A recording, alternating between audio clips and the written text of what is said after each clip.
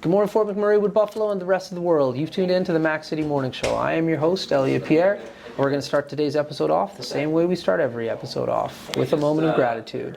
I know you could be doing a million other things with your time, and the fact that you spend us truly does mean the world to me, so thank you. On that note, Tanner, hit him with the intro.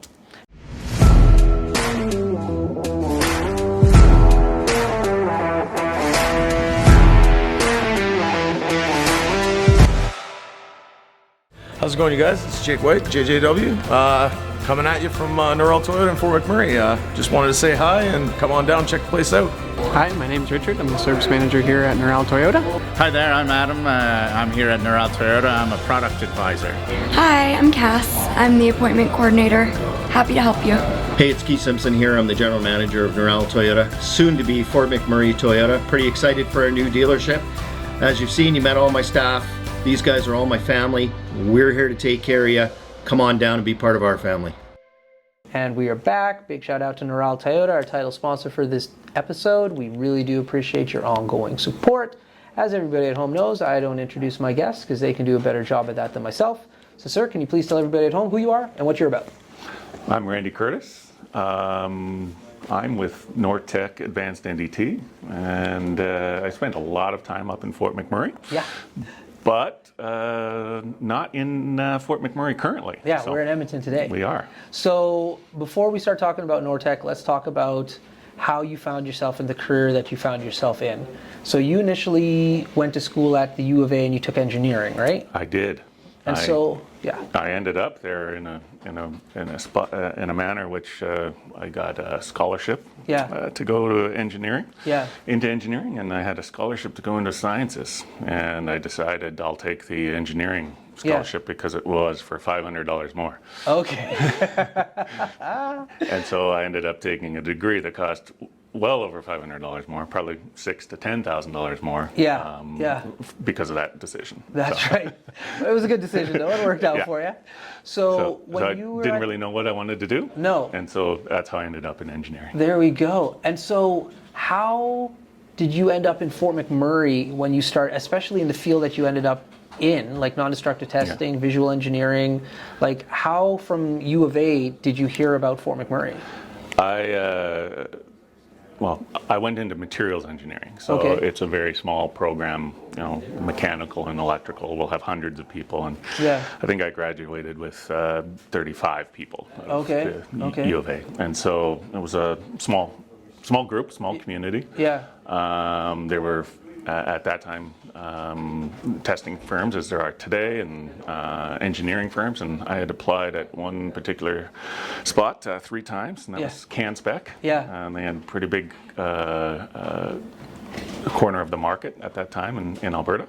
Right. And on my 3rd time applying, I got my first interview. Yeah. And I was offered a job to go to Fort McMurray for a year. Yeah. And I had 24 hours to accept the job, and I did. Yeah. I went to Fort McMurray for a little over a year, but that was the intent, go for a year. Yeah. And then you ended up living there for almost 20 years. Almost 20 years, yeah. It was a long haul.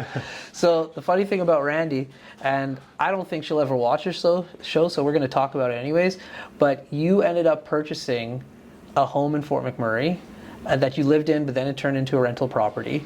And an ex-girlfriend of mine when I was in high school lived in it, and you found my name in the basement written, and there wasn't nice things written about me in that basement crawl space. There wasn't. Well, it was somewhat innocent. I think it was looked to be written by somebody about 12 or 14 years old, that was something the age. like that. Yeah. I bought that house, and at that point in time, I bought that house in 2004, so it was several years after I'd gone to Fort McMurray, and was renting a home for $500 a month, and I thought that was crazy, and it wasn't crazy, and then I was buying a house. So bought a house. at that point, you really had to buy the house that you could find yourself into. So that's right. When I did finally buy the house, the gentleman was in prison. Yeah. And my realtor had to go to sign the papers there. So a bit of a story behind that. But I had done some renovation. Really the whole house had to be torn apart. Right. Everything. Because of the state of which it was. So when I moved in there, the RCMP had to come and help extradite some squatters, and so it was not in a great state. But one thing that did survive was your name on the wall.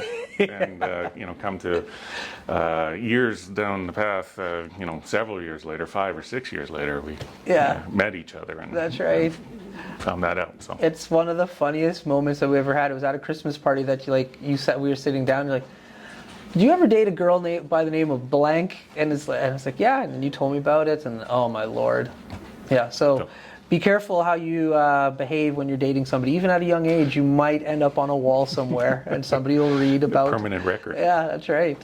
So now, when it comes to Nortech, this is a company that's based here, like we're in Edmonton today. Correct. But what is the reach of the organization? Well, I mean, we really operate throughout Western Canada.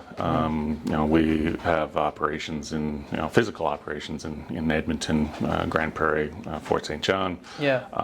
We also have some technicians that work on a day in, day out basis up in Fort McMurray. Yeah. And so, we're looking to expand our business and our footprint and a number of services that we do. But for the most part, it's a pretty good organization with a great culture and really long-standing employees throughout the business. So I've been here less than a year, and it's fun to come to an organization where there's many people that have been here longer than 20 years. That's right. That's right. The one thing myself and Kyle talked about, and I want to touch on this as well, is your back shop area. It's pretty nuts how you guys have so many pieces of equipment come through, and you have people in the building who can service and potentially for trainees look at what they're doing. Like, that's extremely unique to the industry. It is unique. It is, we're very efficient at what we kind of drive through there. Yeah. It comes from years of doing that and years of understanding which parts to expect, working with our customers, understanding what's going to be coming through. Yeah. But we can certainly turn a lot more inspections through there on a per hour basis than others are able to. Yeah, it's really cool. Well, listen, before we keep going, I got to throw to an ad. Carrie from Patchouli Rose, take it away. Hi, it's Carrie with Patchouli Rose Herbal Apothecary. I know our summer is coming quickly to an end. And during the summer, we always think of applying our sunscreen, but sunscreen is a product that we should be using every day of the year to protect our skin against harmful UVA and UVB rays, also against premature aging. I have a product called Dandelion Harvest, which is moisturizing, anti-inflammatory, and is great for anti-aging.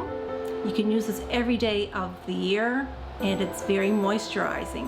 If you want to check this product and any of my other products out, please go to patchoulirose.com. And then others are able to. Yeah, it's really cool. Well, listen, before we keep going, I got to throw to an ad. Carrie from Patchouli Rose, take it away. And we're back. Okay, you have a passion that I think is going to be very popular on this show. You like wine. I do. And when I say Randy likes wine and he's like has a passion for it, I one time just showed Randy a bottle of wine, and he was able to tell me roughly how much it cost, where in the world like they grew the grapes, and just like you are, when it comes to wine, you're invested in this hobby. So my question to you is, what is the best wine you think you've ever had? Because I know you have like a Hall of Fame of the corks, like I know you're in it, so like what's the best? Yeah, I mean, at one point I did have a sort of a ranking, and it's somewhat come, it hasn't been well maintained, so I no longer have that, but certainly some of the Australian reds that I've had are some of the best. So the Velvet Glove Some of the stuff that Molly Duker puts out, those are all very good. And so why do you think, because I know nothing about wine, like I don't even like wine, to be honest with you, and then one time you were just like, I have a bottle for it, and you poured me one, and I was like, man, this is delicious, and then you told me how much it was. I'm like, I'm never sipping this again. But what do you think about that wine? Like what gives them like the leg up in regards to what, like your taste palette? Well, I think great wine suffers. So the grapes suffer. They don't grow very much. They if they don't get a lot of water, the plant is forced to put all its nutrients into fewer berries or grapes. Yeah. So those fewer berries are more. They have more nutrients. They have more sugars. They're not filled with water. Yeah. So when you go press those grapes, you have a lot more concentrated flavors that you're starting with. And Right. wines that start like that and have lower yields are the better wines in the industry. And so, Right. To do that, you're obviously dealing with fewer grapes and lower production, and so the cost will Yeah. go up. That's right. That's right. But it's certainly like anything, cost is not necessarily relative to quality. So there's a lot of marketing and other things that can happen within these things, but certainly, I guess that's some of how the wine Yeah. world works. Yeah. The better wines are the ones that typically more people pay attention to in terms of how they're growing the grapes. Right. And then because the fruit is more scarce, they treat it better in the winemaking Yeah. process as well. Okay. Now, for the people at home, what would be like a good entry-level wine for them to start off with? If this is something that they're wanting to get into, maybe from a taste standpoint, but also like you collect because they have, like it's an investment, some of the pieces that you have. So Yeah. what would be the two wines? One to start if you're getting into taste, and one like, what, this potentially could be an investment. Well, certainly, investment is, probably 1% or less of the wine is meant to really age and really be an investment. But Right. Bordeaux is, if you can afford it, which Yeah. I can't, is where to be. But certain Barolos and other regions in Italy do great wines that way. For a good wine for people to taste, that's easily available. It's like asking, what's the best food in wherever you might be. Fort McMurray, and there's so many variations. But if you go with regions, certainly if you look for a value for your money, look in places like Argentina, Chile. You'll find a much better quality wine for the same price that you may buy it from California or Canada. Right, right. Fascinating. I knew that was the question to ask you. All right, we're wrapping up on time, but before we go, let's just talk about Nortech for a little bit. Like, what are you trying to achieve at the organization? What do you think are the areas for growth that you guys would really like to to focus on in the next little while? Well, we have a lot of long-term stable employees here, and our work scopes are increasing, and so we're looking to have people come join us, and join the family, so to speak. But long-term employee base, and there is short-term projects that we do have. I mean, that is like any business, but we're looking to add people, and we're looking to add people that want to grow in the industry. Add certifications or just start in the business. Yeah. So, we've had a great history of securing people that didn't know what NDT was, because it is somewhat obscure. That's right. And growing in the business and becoming more successful and gaining more certifications, and with that gains more ability to work on projects and interesting tasks. So there you go. Awesome. Well, Randy, before I cut you loose, everybody gets a shameless shout out or plug. So you have the mic, the camera, the lights. Have fun. It could be anything. Like Kyle was just like, what do you mean? I'm just like, literally shout out anything. It could be a car, it could be your mom, it could be your kid, it could be anything. Well, shout out to my two children, Jalen and McCoy. I have a great time with you, and hopefully you watch this and are enthused by it. There we go. Awesome. Well, Fort McMurray, Wood Buffalo, the rest of the world, that's been another episode of the Mac City Morning Show. Big shout out to our title sponsor, Nortech Toyota, as well as Carrie from Patchouli Rose. Appreciate both of your ongoing support. Hope everybody at home is having a great day, and we'll see you tomorrow. Peace. What a deadly old way to end another morning show. Later, boss. It's so ballistic!